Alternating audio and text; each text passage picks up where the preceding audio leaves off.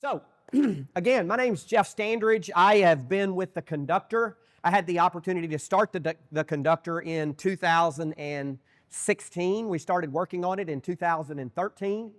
And then in 22, we moved into the Arnold Innovation Center, which is a little smaller than this space. It's built very similarly.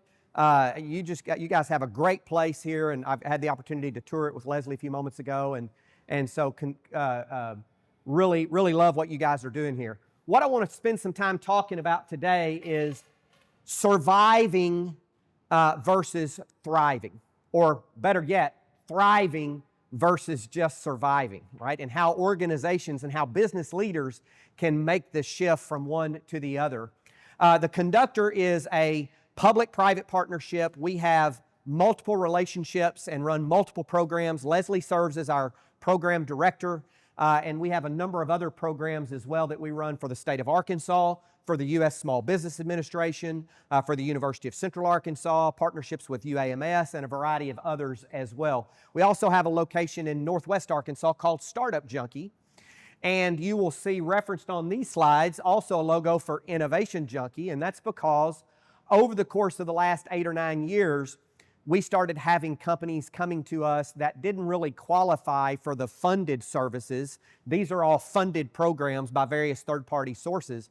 They didn't really qualify for the funded programs because they were either too large or they were outside the state of Arkansas.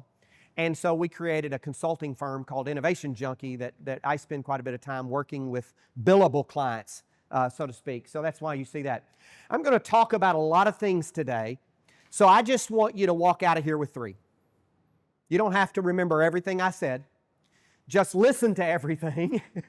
And if there's 2 or 3 or 4 things that, maybe 5 things that you hear that result in somewhat of an aha for you, or is something you say, you know what, I think I can do that differently tomorrow than I'm doing today, then just write it down.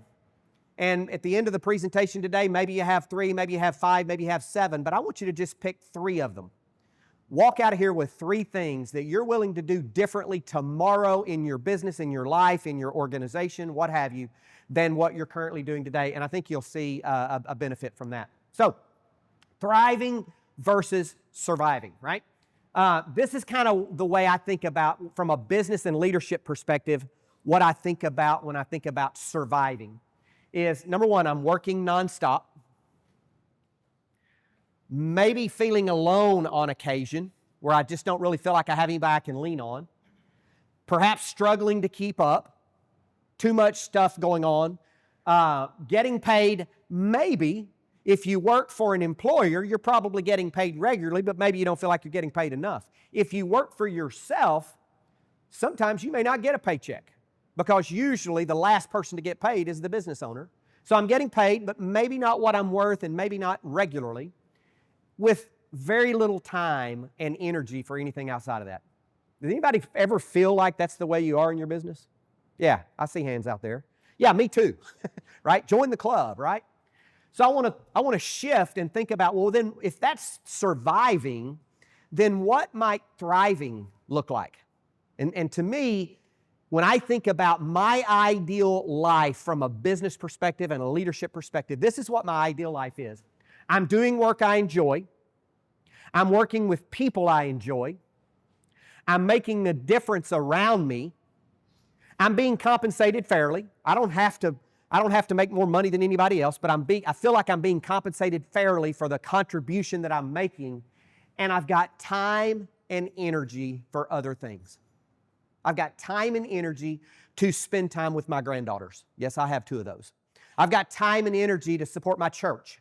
I've got time and energy to serve in other capacities where I want to serve, whether it's as chair of the hospital board or whether it's as on the Conway Development Corporation board, but I've got time and energy to do other things. Does that sound like a better scenario than this? Whoop, kind of slow here on the uptake. There we go. Better scenario than that? It does to me, right? It does to me. So let's talk about that thriving then. A guy by the name of Jim Burns and Tony Robbins and a couple of other guys have made quotes similar to this. But the quote basically says, until the pain of remaining the same is greater than the pain of change, generally we'll choose to just keep the status quo. We'll just choose to remain the same. So at some point, the pain of surviving has to eclipse the pain of thriving so that we will make the necessary changes in our lives and in our businesses and in our workplaces in order to make that transition to thriving. Well, in my experience, the sweet spot or this concept of thriving in an organization, particularly, how many of you own your own business, even if it's a side hustle? Okay, very good, very good. So the intersection of thriving really sits between these four circles of the Venn diagram here. Mastering the inner game, we're going to spend a little bit of time talking about that. Cultivating a culture of excellence within your organization. Prioritizing repeatable processes, things that can repeat themselves over and over that don't require a lot of human intervention. And then having a plan. Having a plan and then planning the work. Working the plan, planning the work, etc. So let's talk about mastering the inner game a little bit. Academically, I was actually trained as a paramedic and a respiratory therapist. I know, kind of strange. I spent 9 years on the helicopter team at Arkansas Children's Hospital. Also about 12 years as a paramedic in the streets and in the air. Ultimately went to the University of Arkansas for Medical Sciences, where I spent 6 years as a professor teaching in the cardiorespiratory program there. And academically, I started studying the differences between high performers in the healthcare workplace and average performers. What was it that was the difference? Because I had seen with my own eyes that academic credentials, while important for gaining entry into a profession, they really didn't make the difference with regard to whether someone succeeded or not. Nor did non-academic credentials, professional credentials in terms of certifications and what have you. What really made the difference was behavior, how people behaved. Now, knowledge, skills, and abilities was an important threshold element, but it was really the behaviors that became the differentiators, and we'll talk a little bit more about that as we go. And so one of the things that my research and other researchers have found as well is that to really be successful and to achieve excellence on an individual basis, we have to begin with a growth mindset. And that growth mindset basically says, I am confident that I can learn and adapt and persevere and do things differently tomorrow than I'm doing them today, because I am elastic in that sense, and I have the ability to perfect myself as a human contributor. And so some of the elements of having that growth mindset are having a future orientation. Successful people have a future orientation. They're looking to the future and they're charting courses to get there. And so we're going to talk more about that. They also cultivate a bold self-belief. A bold self-belief that I can accomplish new things, I can learn new things, and I can be different tomorrow than I am today. They pursue mastery. We're going to talk a little bit about the pursuit of mastery. They embrace challenges. They're persistent in setbacks. So in the words of the great management thinker Mike Tyson, who said that everybody has a plan until they get punched in the mouth, right? People with a growth mindset know how to get up off the mat once they've been knocked down. And then finally, not only do they learn from criticism and feedback, they actually seek it out. Because they know that iron sharpens iron, and they know that the more that they can get that critical feedback about their performance, the better they're going to be. So they're very confident in that. And then it kind of starts back with a cycle, right? I get that criticism and feedback. Maybe I alter my future orientation. I continue cultivating this bold self-belief based upon the feedback that I've received, etc. So that's the growth mindset. And mastering the inner game is about winning the war that takes place between our ears. And part of that war is feeling like we are not able to grow and change and improve. And in fact, we are. Having that future orientation. You know, there's a passage in the Scripture that says, without vision, the people perish. And if you take a look at another translation, I believe it's the NIV translation, it says, where there is no vision, the people cast off restraint. Now, think about that for a moment. What does the phrase cast off restraint mean? Anybody? If I cast off restraint, what do? Say again? You don't want to do it, perhaps? Really what it means, if you think about it, I am behaving right now because I am in a public place and I am restrained by social norms to not misbehave, right? But if I were to cast off restraint, I might cast off my shirt. I'm joking, right? I'm not going to do that, but that's casting off restraint. It's like in the South, where I grew up, South Arkansas, we run around like chickens with our heads cut off. Successful people have a future orientation, and it is that future orientation that causes them not to chase every little shiny object that comes along. Because chasing every little shiny object that comes along is not being restrained. You follow me on that? So the fact of having a future direction restrains us from doing things that will get in the way of the accomplishment of that future direction or that future orientation. So that is I see that biblical passage actually come to pass every single day in the work. I can't tell you the number of one-on-one coaching engagements that I do with entrepreneurs, like many of you, where I say, you've really got to focus. You're all over the board. I want to do this, I want to do this, I want to do this, I want to do this. But what happens when you are casting off restraint and trying to do it all is anything that you do accomplish, you accomplish halfway, you don't do it well, and you miss opportunities.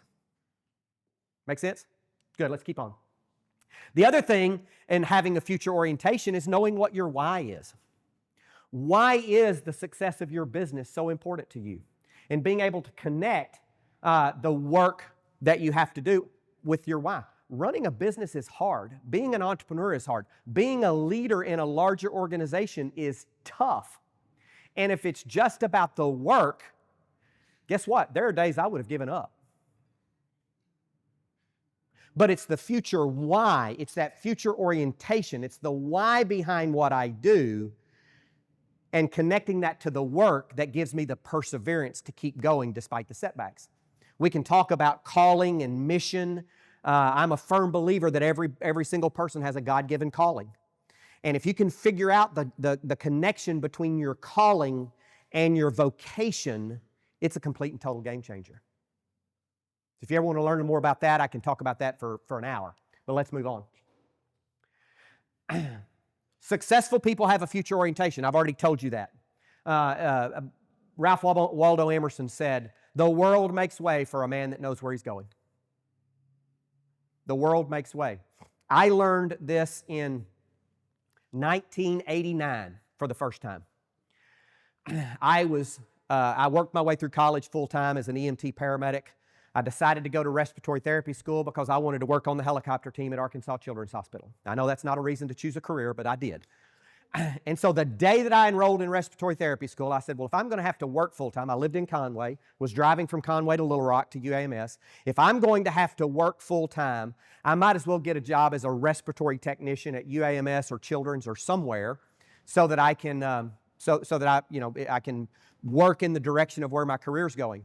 So I walked into UAMS, applied for a job. They gave me a job offer on the spot because I had patient care experience. They were going to put me in the ER. Man, that was great. And I said, you know what? I need 2 more hours because I've got an interview over at Children's. So let me run over there and I'll let you know in 2 hours. So I walked into Children's Hospital to the director of respiratory care and I said, I just enrolled in respiratory therapy school today. Here's my resume. And when I graduate in 13 months, I'm going to come back over here and fly on your helicopter. So if you want to give me a job today, you could start training me. I'm a 19-year-old snot-nosed brat, right? Maybe 20. I said, I'm going to come over here and fly on your helicopter, and so you could just train me now and get me all trained up by the time I graduate so I could go to work. She said, well, it doesn't really work that way. We've got a job as an oxygen technician, making sure all the oxygen bottles are filled. And I said, really? No patient care? And she goes, oh no. I said, well, I tell you what, here's my card. I had a card. Here's my card. I'm going to go to work at UAMS. If something changes, call me. That was in June. In November, I am actually doing clinical rotations at Children's Hospital as part of my school. The last day of rotations, I get a call that says, Miss Monroe wants to see you in the director's office. And so I go up there and she says, well, Jeff, I've been watching you. I've gotten really good feedback during your clinical rotation, and I have that job for you that you wanted. And I said, no, not on the helicopter, but it's working Monday through Friday, 3 to 11. At that time, I was rotating nights on the weekends, working full-time at UAMS. I said, give me 2 weeks. Put in my notice at UAMS, went over to Children's. In April, started working in November. In April, I'm 2 months from graduating. The supervisor of the helicopter team comes over and says, I want you to join my team. And she starts training me that day. I finished respiratory therapy school on June the 30th. I was a fully oriented, self-sufficient operating respiratory therapist on the helicopter team July the 4th, and I flew my first flight.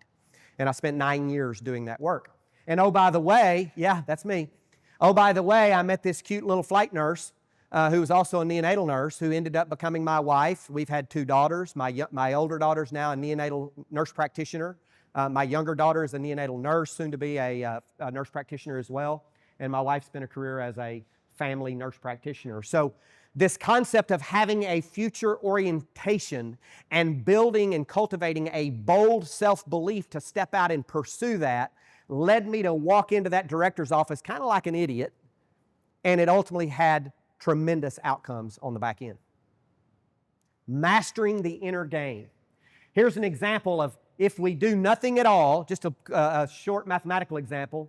If we do nothing at all every day for 365 days, we're going to get exactly what we put in. 1 times 1 to the 365th power is still 1.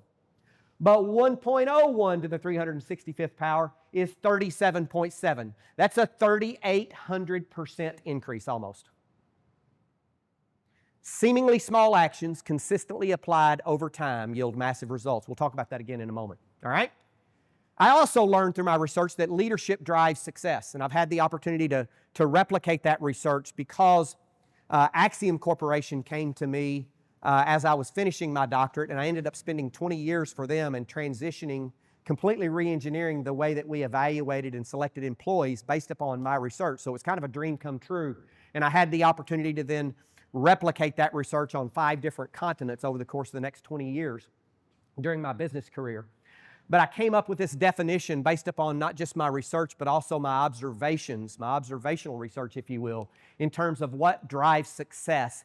And that is that leadership is the most important requirement for business and personal success. In simple terms, it's defined as the willingness to be held accountable for results and then to deliver on that responsibility no matter what the circumstances, situations, or pressures. The willingness to be held accountable for results, no matter what the circumstances, situation, or pressure. You see, my clients don't care that I'm busy if I neglect them. How many times have you gone into a place and it's taken forever to see you, and they messed up your order, or they did this, and they said, well, we're really busy. I kind of don't care, because that's your job to manage. It's not my job as the customer to lessen my customer experience expectations. But we can find all kinds of excuses that are really viable and rational excuses, but the real fact of the matter is our employees don't care and our customers don't care. They want what they want, and they expect a certain level of culture and service and customer experience. That's the bottom line. And if we don't give it to them, guess what? They will go somewhere else where they perceive they can get it better. Now, I also have learned that while leadership drives success, it also requires a very delicate balance. And that balance is this balance between this drive for results, which I call grit, and this pursuit of sustainable relationships, which I call grace. This drive for results and this pursuit of sustainable relationships. In fact, if it's a tightrope that just about any professional has to walk from one day to the other. So if we imagine there's a tightrope here, if I focus on grit, for instance, this drive for results at the expense of relationships, I will have wild success very, very quickly until I alienate all the people around me who's responsible for helping me maintain those results, and then I lose them both. If, on the other hand, I focus on Grace, being graceful and sustainable relationships, building and maintaining relationships at the expense of actually delivering results. People will love me for a while until they lose respect for me because I can't do what I say I'm going to do when I say I'm going to do it. And in both instances, I lose the other. I lose them both. So this concept of grit and grace, this drive for results, and this pursuit of sustainable relationships is a critical balance in anyone's success. And it's also part of mastering the inner game. I'm not going to get into the details of what constitutes grit and grace. Angela Duckworth, if you've read her book called Grit, she says that it's passion coupled with perseverance. And I agree with that, but there's some things under the surface that have to be in place as well. If you've read any of Daniel Goleman's books on emotional intelligence, or Bradbury, I can't think of his first name, Emotional Intelligence Habits. You know, they talk about self-awareness, self-regulation, social skills, and what have you. But there's a few other things that are lurking below the surface as well. But it's this balance between driving for results and pursuing sustainable relationships that leads to success. Grit without grace may win the battle, but it will rarely win the war. Grace without grit may keep the peace, but it seldom drives meaningful progress. It takes both. Okay? Questions? Everybody good about that? That's the inner game. All right, let's talk about cultivating and creating a culture of excellence. As I said, I've had the opportunity to study individual success academically, and I've studied team and organizational and even community success over the years. And just about every organization has some semblance of a strategy or a strategic plan. They have a mission, a vision, a set of values, and a strategic plan to be able to implement that, and they have a culture, whether they know or not that they have a culture. Peter Drucker said, "Culture eats strategy for breakfast." It doesn't matter. You can have the best plan in the world, but if you are not actively managing your culture, it will literally consume all of the energy required to execute that plan.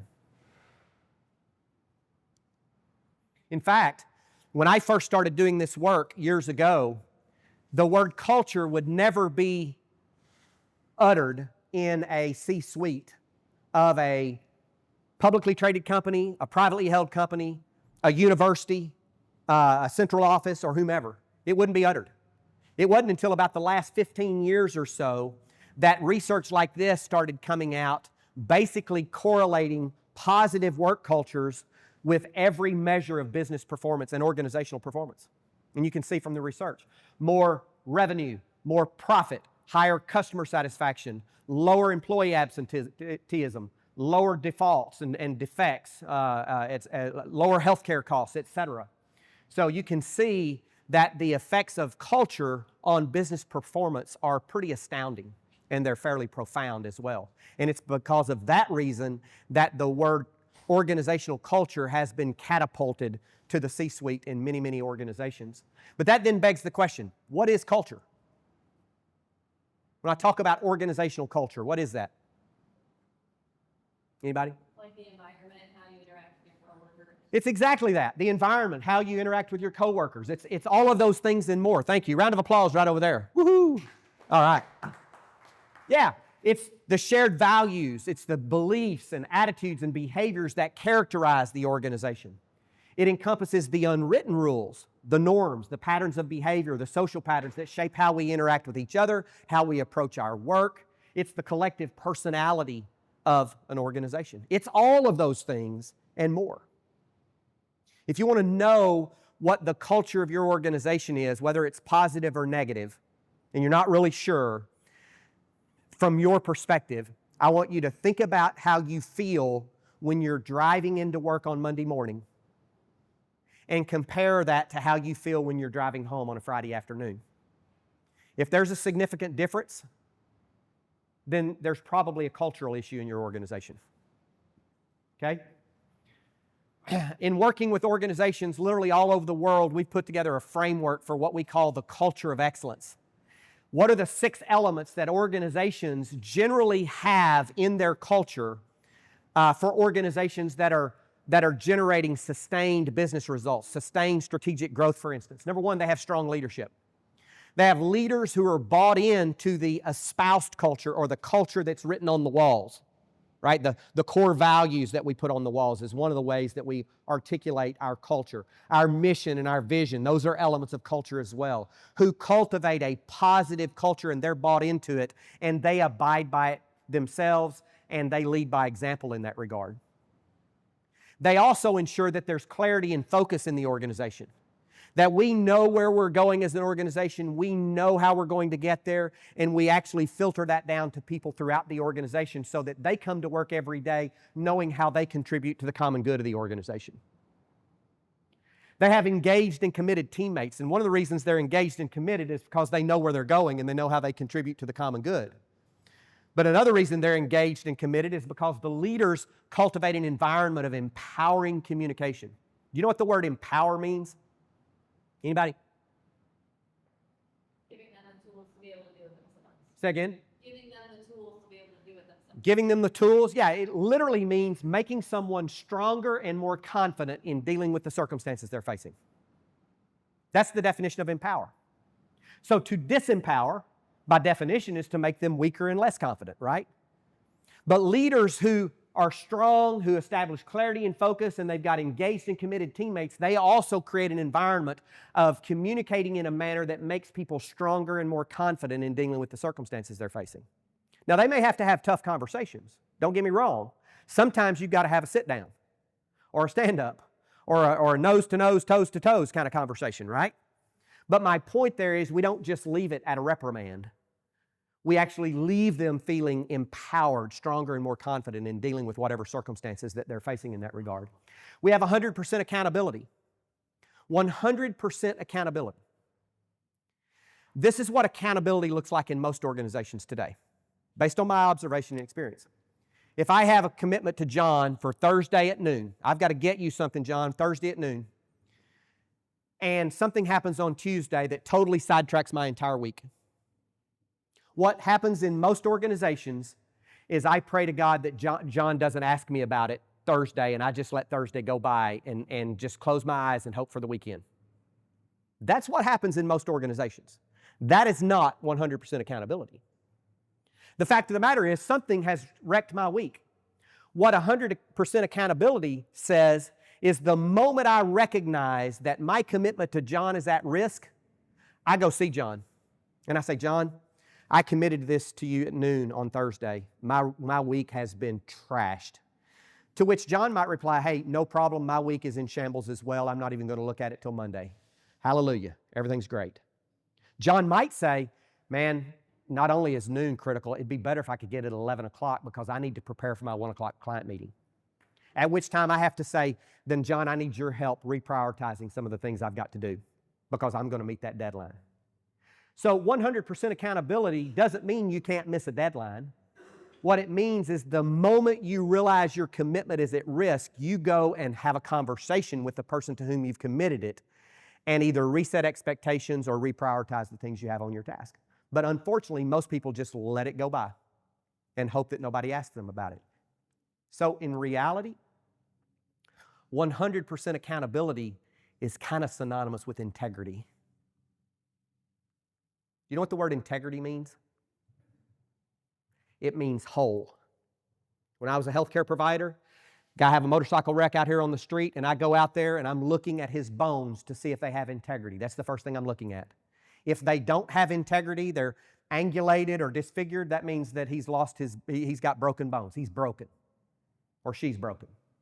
When we don't have integrity, when our words don't match our actions, we are broken. 100% accountability is a form of integrity. And then finally, organizational agility. I've talked about the mental resilience of being able to bounce back when you get punched in the mouth. Well, guess what? An organization of mentally resilient people, an organization of people with grit, happen to be organizations that can bounce back in the faces of COVIDs, economic downturns, and other kinds of things. We anticipate a potential jab in the face, to use Mike Tyson's words, and we sidestep it where we can, and when we can't sidestep it, we take it, we hit the mat, we get back up again. Organizational agility. Those are the elements of an organization that cultivates a culture of excellence. That's the second circle of our Venn diagram on thriving versus surviving. Teamwork is another element of that engaged and committed teammates. That doesn't just mean a group of people working in close proximity with one another. Good leaders actually put the right people together, and they make sure that they have complementary skills, that they're committed to a common purpose, a common set of performance goals, and a common culture or approach for which they all hold themselves mutually accountable. Another way that we get those engaged and committed teammates. The third element rather, of moving from surviving to thriving in your business and your organization is to prioritize repeatable processes. To actually not have to do things over and over and over again, but to create ways to streamline them, to systematize them, to make them repeatable. James Clear said, we don't rise to the level of our goals, we fall to the level of our systems. So what are the systems that you have in place in order to enable your business to operate in your absence? If your business can't operate in your absence, you haven't created a business, you've created a job. And you know what the acronym JOB stands for? Just over broke.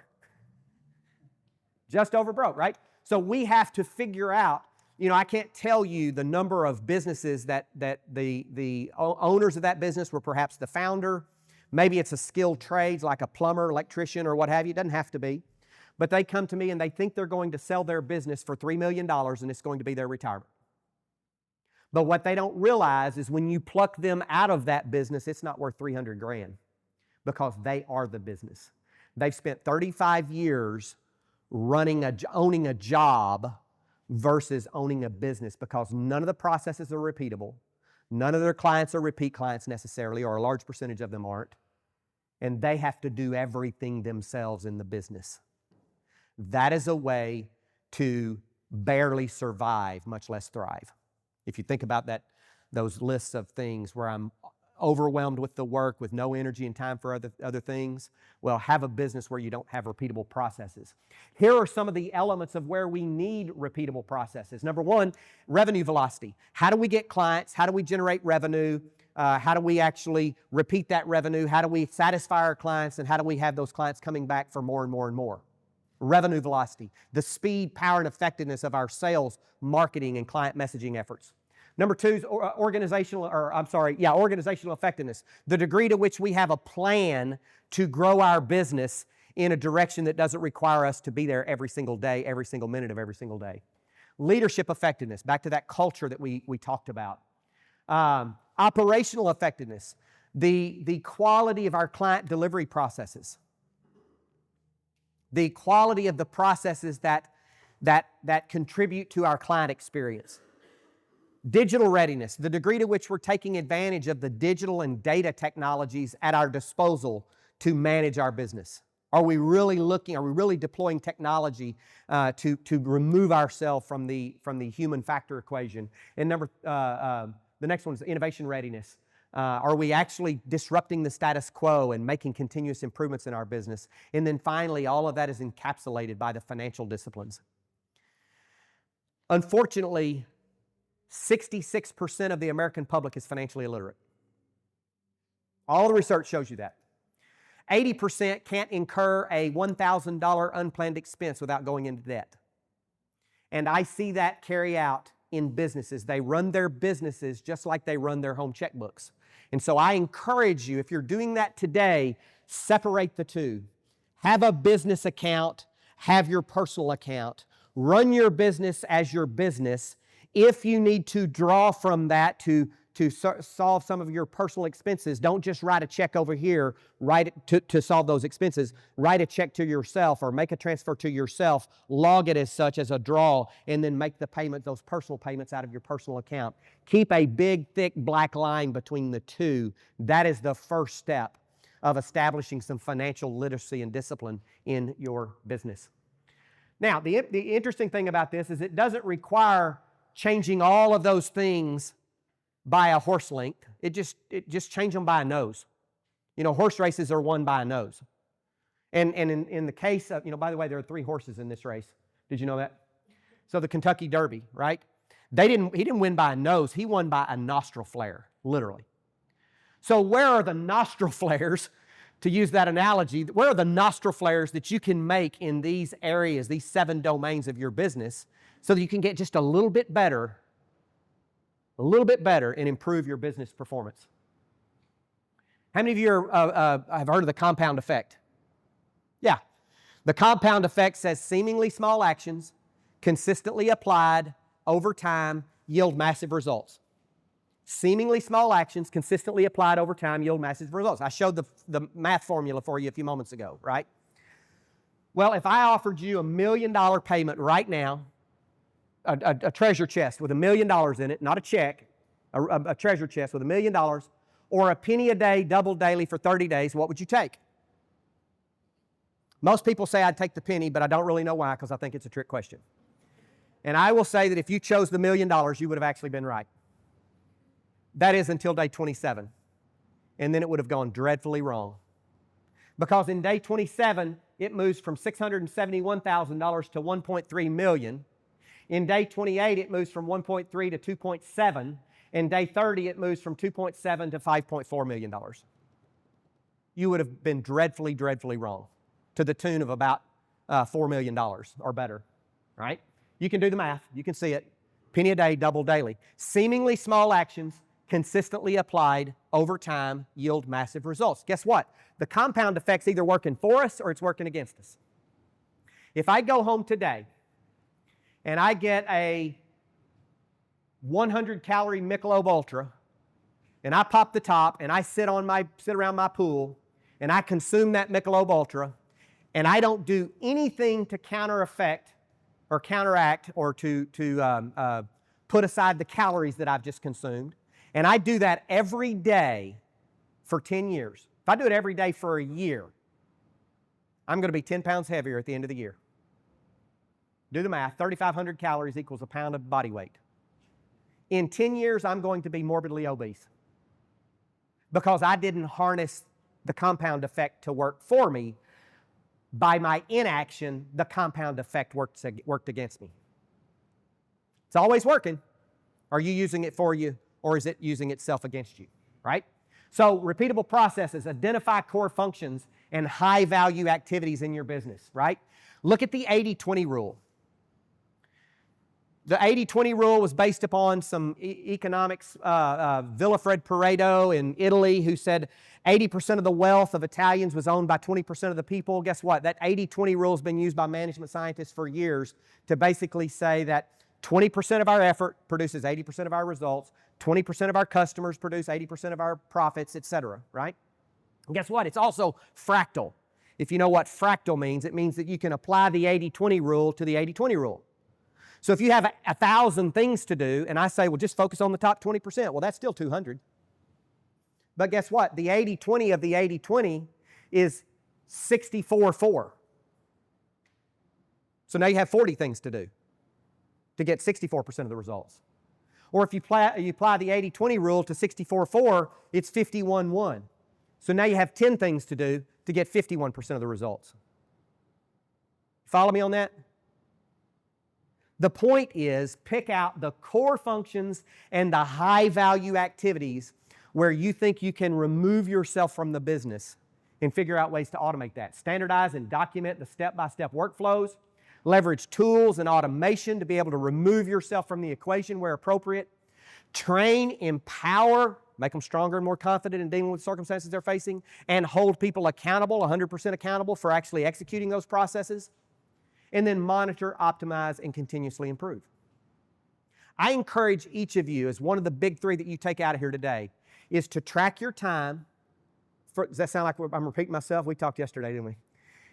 Track your time over the next 2 weeks in 30-minute increments and look at where you're spending your time. And then look at what's actually sucking the life out of you in terms of that time, and figure out a way to automate it or do something different with it. And then plan the work and work the plan. You know, I don't like the word strategic planning because it's done so badly in so many organizations. I almost refuse to use it.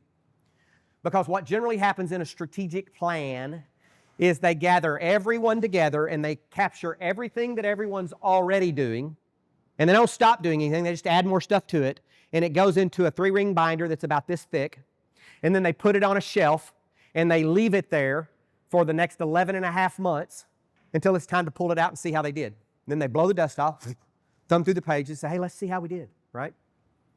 We like to use what we call the concept of strategic acceleration or strategic growth system, which we say focus on clarity, focus, and execution. Getting crystal clear about where we're going, how we're going to get there. Establishing a laser-like guidance system, a system, because we don't rise to the level of goals, we fall to the level of our systems. A laser-like guidance system to keep us from running around like chickens with our heads cut off, to keep us from casting off restraint. And then finally, the ability to effectively deploy and direct resources in order to achieve the desired outcomes. What that means is that we're willing, because we have a plan and know where we're going and we're crystal clear about it, to be able to say we're going to stop investing in this and we're going to take those human and financial resources and we're going to put them over here on this because we believe in that plan so well. Most organizations don't do that. They say, keep doing what you're doing and now take on this new stuff. And they literally suck the life out of their organizations. We ask 10 basic questions with our strategic growth system. We do this with most companies we work with, almost all companies, whether it's Innovation Junkie or Conductor for our 10X Accelerator. And these 10 questions really revolve around the 3 questions at the bottom. Who are we? Where are we going? And how are we going to get there? Who are we in terms of our mission, our values, and our brand promise? Our mission, why we exist. Our values, the core values that we believe so strongly that they change everybody's behavior in the organization. Our brand promise, what we want our clients to say about us after they come into contact with us. Our vision and strategy, where we're going and when we're going to get there. The long-term targets that we have to accomplish in order for that vision to become a reality. The short-term goals that we have to accomplish in the next 12 months to get at least a portion of the way there because our vision's maybe a 3-year or 5-year vision. And then what do we have to accomplish over the next 90 days, which we call quarterly priorities. Stephen Covey and Gino Wickman called them rocks. And then finally, how are we going to get there? What critical measures are we going to use? How are we going to keep each other accountable? What's going to be our monitoring and review process, etc. Who are we? Where are we going? And how are we going to get there? That's how we systematize our growth over time. It looks something like this. It's a top-down planning process to enable bottoms-up management. And it's continuously encircled by our key stakeholders, because if we're not serving our customers and key stakeholders, if we're only serving ourselves, then we're not building the fundamentals of a scalable business over time.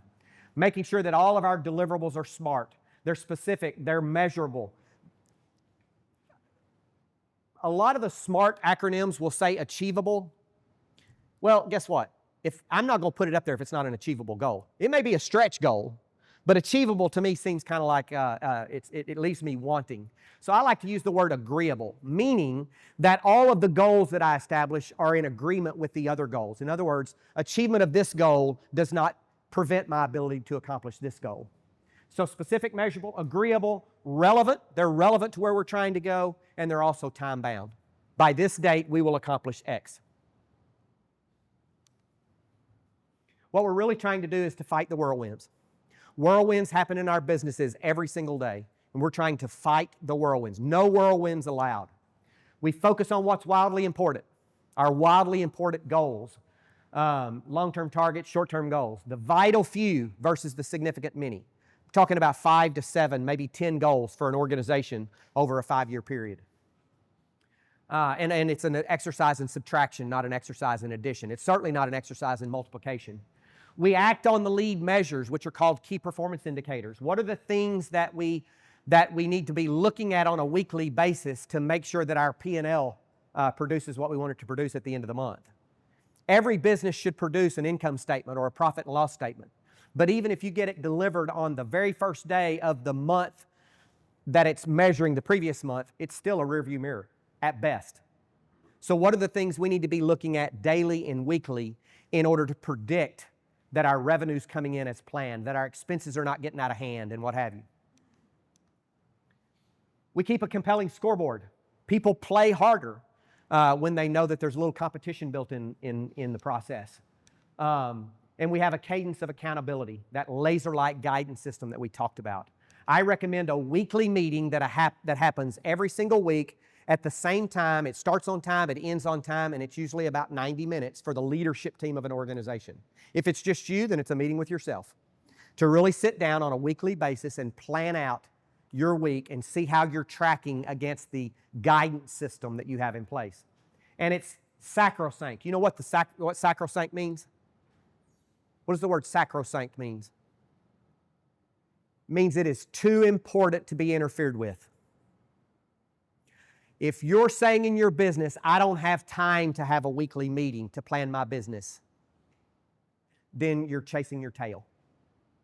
You're perpetuating the survival syndrome versus stepping back, drawing a line in the sand and say, no, this is sacrosanct. I'm going to move from survival to thriving. From surviving to thriving. And I'm going to do that by putting a system in place to help me do that. Here are some books that you might want to look at. These are resources that we use pretty extensively. I can't recommend any of them any more than the others. They're all great. So I suggest you put them in your library and just systematically knock them out. I'll let you take pictures. Who are those that are taking pictures of it? And the next thing I want to say is if you have a scalable business, so if you have a growth-oriented, scalable business that's not a franchise, it's not a mom-and-pop business, it's not what I would call a Main Street business. So you're a startup, you're either a technology company or a tech-enabled company. We have a 10X Growth Accelerator that we run every August to November in Conway. I think we have 6 or 7 sessions, six immersion sessions, so you can spend 6 days, not at once, scheduled out over August to November, and where we take you through our strategic growth system and help you deconstruct your business and build it back in a way to drive sustainable growth. So either a technology company where what you sell is technology, or tech-enabled, meaning that you don't sell technology, but your business does not exist separate from technology. And you have to have $100,000 of annual revenue minimum to qualify. If you don't have that this year, then certainly talk to us next year. But we'd love for you to apply. You can go to 10xarkansas.com, 10xarkansas.com. It is no cost. It is funded by the state of Arkansas, and we'd love to have as many applicants as possible. This is my mobile phone number. That is my email address. You're welcome to reach out to me for any follow-up, and I've got some time here to maybe answer a few questions if y'all have any.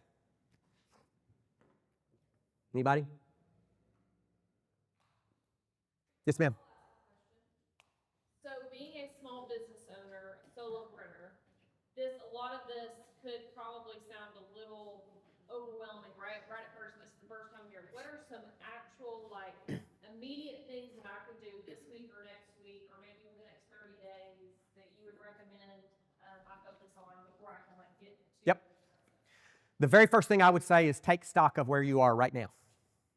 So look at your business. If you've been in business 3 years, step back and look at your business performance. What has your revenue done? Has it gone up? Has it gone down? Has it gone up and down? Look at your bottom line. Has it gone up? Has it gone down? Has it gone? Look at the financial performance of your business. Look at the number of customers you have.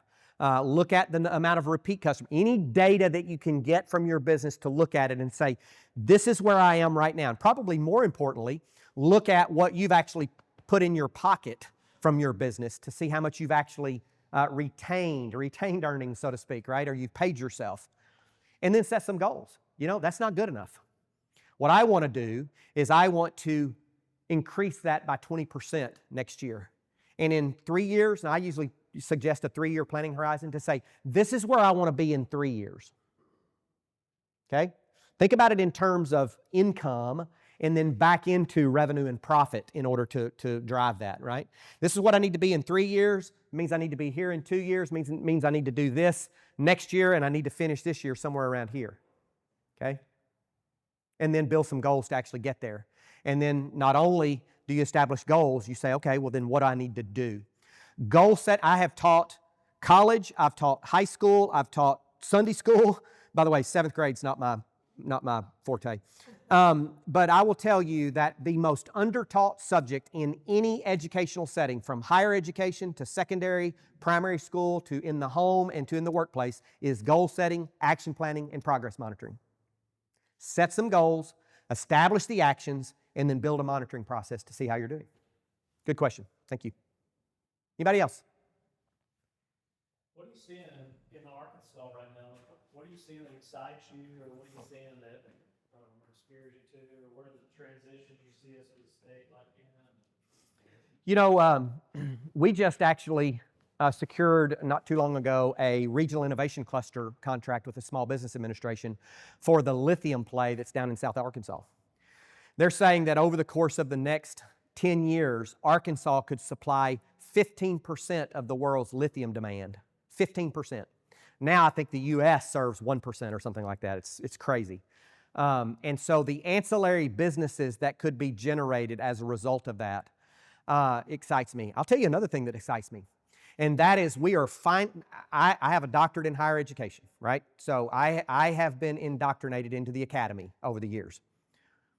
But I am excited with the fact that skilled trades are actually getting their airtime today.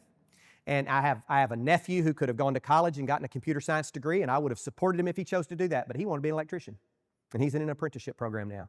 Have another nephew who's doing HVAC work. And there is a path to no debt, high incomes, and family security, financial security through the skilled trades. And I'm very, very excited about our workforce development programs. I had the privilege of serving for 7 years on the Career Education Workforce Development Board under Asa Hutchinson. And that's when we started really trying to transform that. And so I'm very excited about that as well. Now, don't get me wrong. I have 2 daughters. They are advanced degreed. I've got a son-in-law who's a physician. I believe in higher education too, but it's just not for everyone. So I want everybody to know they have a path. Entrepreneurship is also a viable career path with college, with a skilled trade, or without. I know a number of people who have thriving businesses, and college and skilled trades just weren't for them, but they started a business and they're doing very, very well.